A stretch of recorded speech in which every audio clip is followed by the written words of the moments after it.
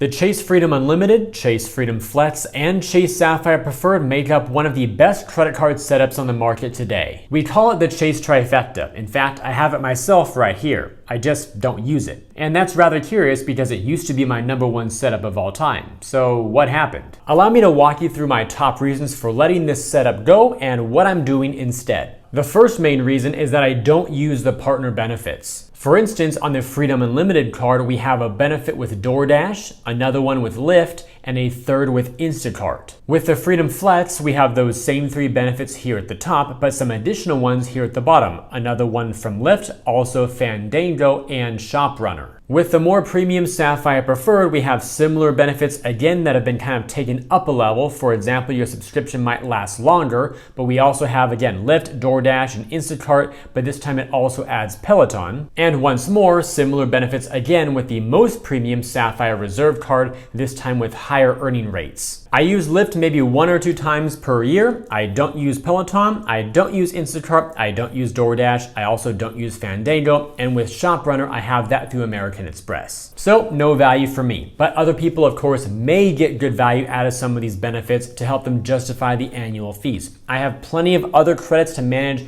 with other card issuers from the likes of American Express, for example. So even if I could use some of these ones from Chase, I'm kind of like at coupon book overload right now. The more benefits I have to manage, discounts to track, how much of this $10 per month benefit have I used, etc. This kind of drives me crazy. So I can only do so much in terms of managing all my card lineup, where if you go over that, then I'm like, just forget it, I gotta simplify my life. Reason number 2, the rewards multipliers have too much overlap. Here are all 3 cards with their reward structures side by side. And now as we go color code these, at first we have now in yellow for the travel related categories, they're all pretty much identical. They just market their rewards a bit differently, with the Freedom cards being a cashback card that still get their rewards in points, and then the Sapphire Preferred, truly a points travel card. Regardless of the marketing spin, it's 5% or 5x on travel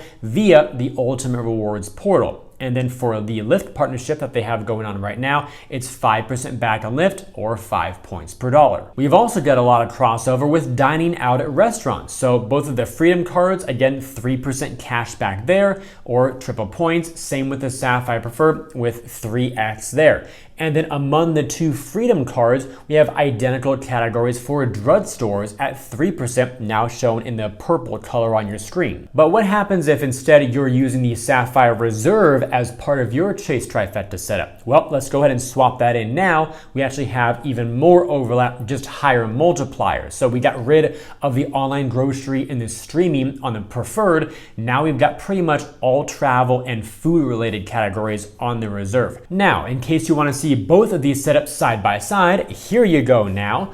We've got the Chase Trifecta 1 with the Preferred there at the bottom, and Chase Trifecta 2 with the Reserve at the bottom. Of course, the first 2 with the Freedom cards are identical, but this allows you to see the difference between the 2 premium / semi-premium cards there at the bottom. Feel free to pause this as long as you would like to compare and contrast to your liking. No doubt there are some great rewards categories here if you can use them, but that also leads me to my next point here, and that is that the rewards multipliers themselves are not useful for my spending habits. All right, so here's the Chase Trifecta that I have right now on the screen. Of course, if you have the Reserve, your numbers will be a little bit different for the last section here, but I have no use for the Reserve at this moment in my credit card strategy. So we'll stick with the Preferred. Now, out of these categories, the ones that I would use if I were a big Chase Trifecta user would be the 5% quarterly category on the Freedom Flex, the triple dining on the Preferred, the 3x streaming also on the Preferred, and then 3% at drugstores on the Flex again. And looking that over, it's really not that great in terms of covering a lot of my spend categories. The most useful would be the quarterly category via the Chase Freedom Flex, because that changes every 3 months. I typically find great use out of that. But for everything else, it's just food and streaming and drugstores. I don't spend that much at restaurants or streaming anyway. So no matter what, the rewards accumulation for me would not go very quickly. Now, despite the title of this video, if you are indeed using the Chase Trifecta or some other trifecta, even a blended card set with different issuers, whatever the case may be for you, if you've got multiple cards and you want a great way to manage them all in one place, hassle-free, check out today's sponsor called Matt's Rewards. The main dashboard here gives me a great overview. I can see my rewards balance in dollar terms, my card balance, also my utilization, and my available credit, along with when my bills are due and my sign-up bonus trackers. Plus, as I scroll down further, it also displays my credit scores across different banks here, which is really cool to be able to monitor that. The next tab over, called Activity, allows me to see all my transactions across all my cards in one place, including which transactions are pending, which ones are posted, any annual fees that came due, credits I received, and more. Then moving over to the Best Card tab, it tells me which card to use for certain transactions so I can always earn the greatest amount of rewards. And then the Benefits tab automatically activates all of my Amex offers, Chase offers, and more for me, so I don't have to do any of that manual work myself. So this is available with the gold level of Matt's Rewards. There are plenty of other free features as well. So if you want to at least try the gold level entirely free for your first month, there's a link down below in the description. Definitely try it out and see if you like how Matt's Rewards can simplify all of your credit card management. So for all you curious people out there, what do I actually do instead? Well, here you go. It's a mishmash of a bunch of different cards. I know the image might be pretty small on your screen, especially if you're watching this on a mobile device, so I'll let you know verbally what all these cards are. I currently use, most of the time right now, my Amex Platinum card for 5 points per dollar on flights. Different hotel cards when they correspond to a chain that I'm staying at. The multipliers vary from one card to another, so that's all over the place, but I like my hotel cards a lot. For rental cars, it's triple points on the US Bank Altitude Reserve or the Chase Sapphire Preferred for double points there, depending on which one I have the most points on to then redeem after the fact or to just earn more. The quarterly categories I love for my Chase Freedom Flex and the Discover It cashback card. Also Amazon at 5% year-round via the Amazon Prime Visa issued by Chase. The Wyndham Rewards Earner Business Credit Card for gas at 8 points per dollar. That's not all the time, but I find myself using it more often than I thought I would originally. So right now it's kind of my default one for gas. Also Amex Gold Card at 4 points per dollar for groceries at US supermarkets. For dining out and paying rent, I've got the Built MasterCard and then the Wells Fargo Autograph for a lot of different things. Tolls, parking, ride shares, and streaming services, all of which are earning triple there. And then kind of my other categories. So for online shopping, that's the Amex Blue Cash Everyday. Entertainment goes on my Capital One Saver One card for 3% there. And then my other, which is non-category spend, I've got cards like the Venture X, also the American Express Blue Business Plus, and a few others too. Clearly that's a lot of cards, and it goes way beyond the scope of this video to actually give you all the details behind that. So perhaps if I do decide to talk about my strategy right now, that would be dedicated for another video to go over cards like that. But for the meantime, in this video, what the main focus here is, when you have a trifecta, be it Amex, Chase, whatever, that's typically your core. The bulk of your spend goes through a trifecta to be a majority trifecta user. For me, as you saw on the screen there really is no core whatsoever. It's spread out among cashback cards, which I can really indirectly combine all the cash together, and then some hotel and flexible travel points, which may have even common transfer partners for those types of bookings. Again, that's a simple answer, but for me, despite the diversity of rewards, there's a way to kind of indirectly use them all together for my goals. Plus, I run a credit card focused YouTube channel, so you probably wouldn't expect me to only use 3 cards anyway, would you? No. On to reason number 4. There are no permanent categories for gas stations, in-store groceries, or entertainment. And to show you what I mean, here are again all 3 main cards side by side. You can stare at this all you want and you're not going to find any permanent categories that I listed before on the previous visual.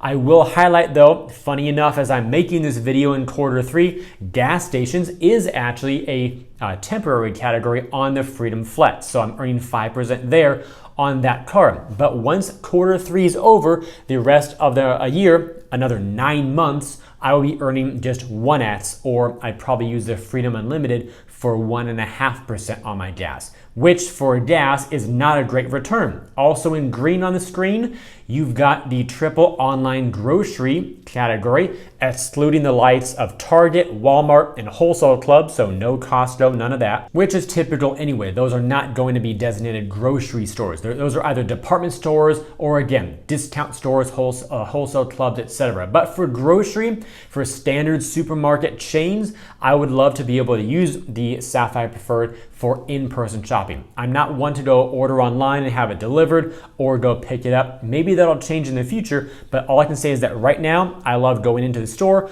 going up and down the aisles, getting what I need, and then leaving from there. So until anything changes, all of my gas, grocery, and entertainment spend will not be going to Chase at all. Rather, Chase's competitors will be getting that spend for me. And my fifth and final reason for this video is that the 1.5x multiplier on the Chase Freedom Unlimited card for other spend is not that competitive anymore in at least 2 out of 3 scenarios. We've got the Chase Freedom Unlimited with its nice 1.5x multiplier, which is useful for all your spend that does not fall into a set category on that card or any other card.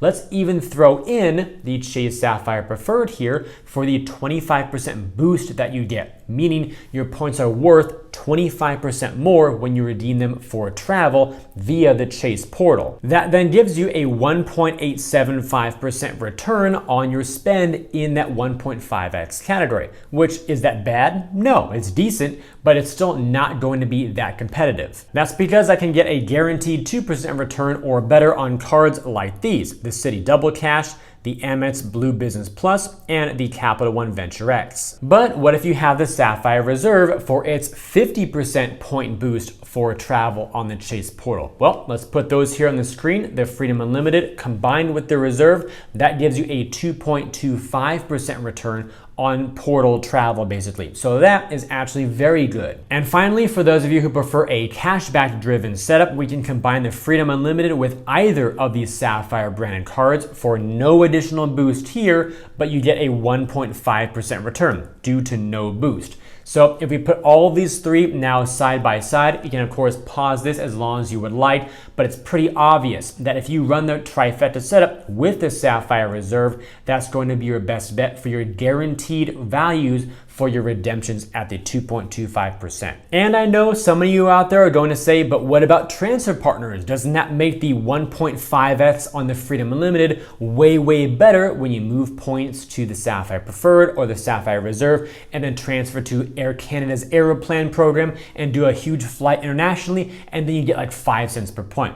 Well, to that I say, yes, you are correct about that. That can definitely be done. It's of course not a guaranteed redemption value, but it is a possibility when you actually maximize your points through building an itinerary that allows you to do so. However, double on everything with transfer partners with a $395 annual fee. Still double on everything with transfer partners and a $95 annual fee. And still double on everything with transfer partners and a $0 annual fee. I don't know about y'all, but I would much rather have double on everything with transfer partners rather than 1.5x on everything plus transfer partners. And again, to get those transfer partners with Chase, you must pair the Freedom Unlimited with a more premium card, like the Sapphire Preferred or Reserve, whereas with Amex or Capital One, if you just get the card on its own, you have access to transfer partners by default with a single card and a built-in multiplier,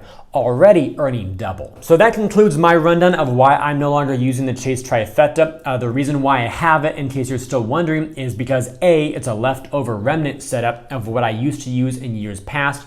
B, it's still very helpful for me to have a hands-on experience using it to help make more educational videos for all of you. And C, because I still do use just 2 out of the cards, kind of. The Freedom Flex I still love for the 5x categories because I do value having Chase points, at least several tens of thousands per year for when I have a good redemption there.